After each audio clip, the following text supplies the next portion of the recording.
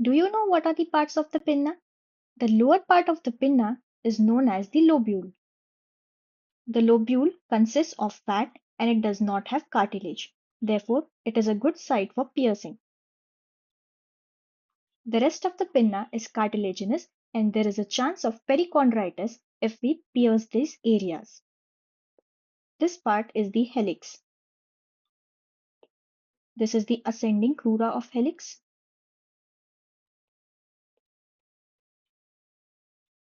This is the antihelix.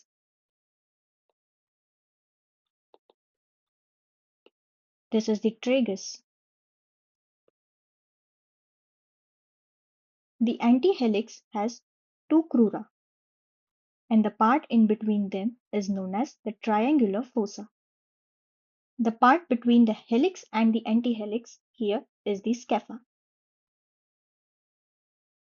This is the external acoustic meatus. It is not a part of pinna. Behind the external acoustic meatus, there is a bowl-like area. This area here is known as the concha. Concha has one more part. The superior part, which is present just behind the ascending crura of the helix here, is known as Simba concha.